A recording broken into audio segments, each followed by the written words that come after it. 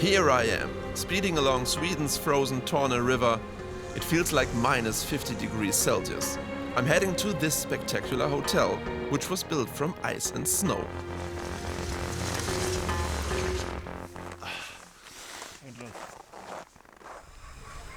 I'm in Lapland, about 200 kilometers north of the Arctic Circle, in the village of Jukkasjärvi, to be exact. It was founded by the indigenous Sami people over 500 years ago. Today, it's home to some 650 residents.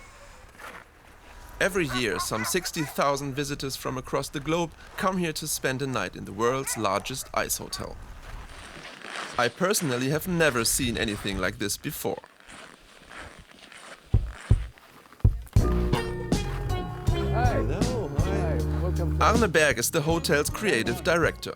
He tells me that the structure has to be rebuilt each October. This is actually a big art expo, the Icehotel, and every year is unique. We never repeat, we never copy. We don't even copy ourselves. Each room has a different theme, designed by artists from all over the world.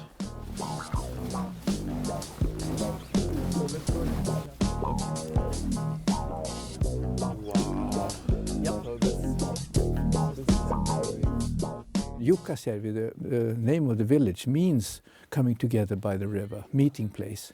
Because it used to be the Sami people that came together here in this village. And now it's an international meeting place. I'm walking the wrong way. Every year, 4,000 tons of ice from the nearby river are turned into walls, beds and sculptures. Some say we should not touch, but I think you should touch art. You should be touched by art also, in a way. If you stand too long and hold your hand there, you will freeze too much. You can't hold on anymore. I'm inspired by this artwork, so I decide to give ice sculpting a go myself. It's really clear. It's Erik Thornberg tells me how to stay safe before I get my hands on the equipment. We work with some different type of chisels. This is a wide one, and they are really sharp, so take it easy. At first, I'm a bit cautious, but pretty soon I get the hang of it.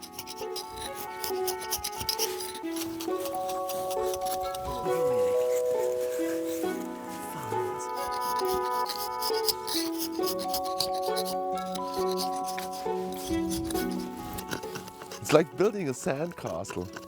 What are you making though? Look like a... I don't know. Actually, it's a surprise, but we'll see. Oh, okay. Maybe I just go with the flow and yeah. see.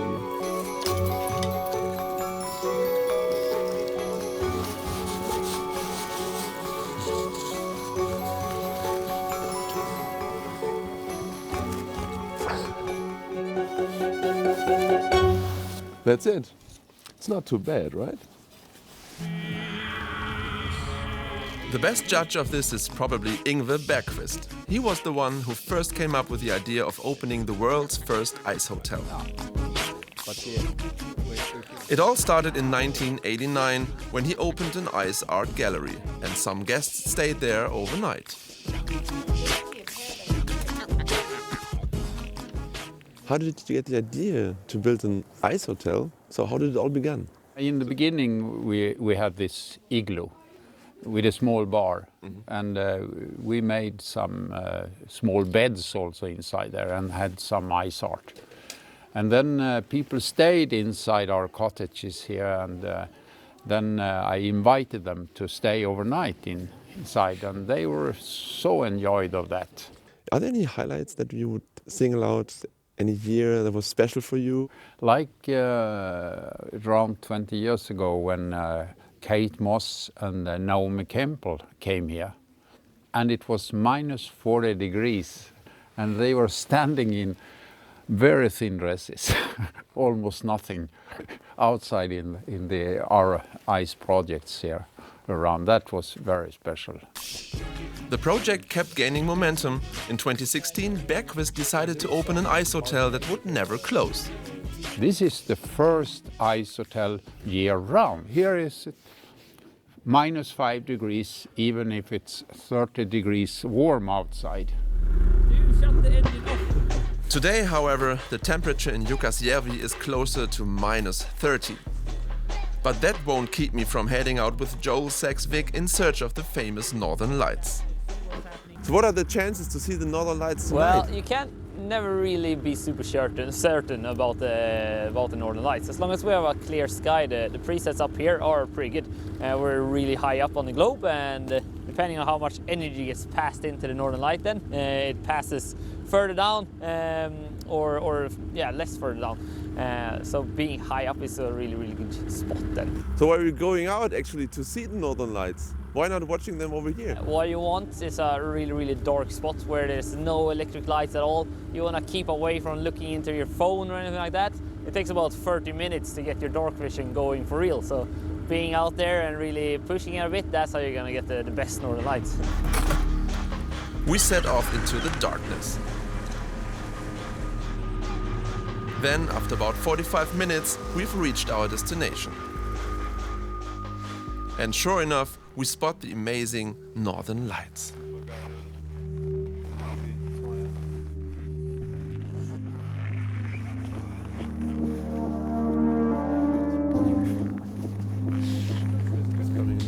Wow, that was amazing, but cold.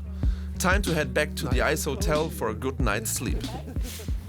I'm given instructions on how to stay warm so I don't freeze overnight. Okay, see you tomorrow morning. Thanks. The moment of truth has arrived.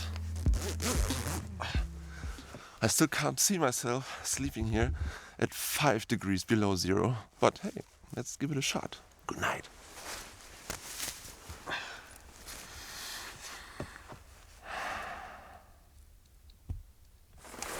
Good morning! The next morning, I'm rewarded with a nice hot drink. How was your night, sir?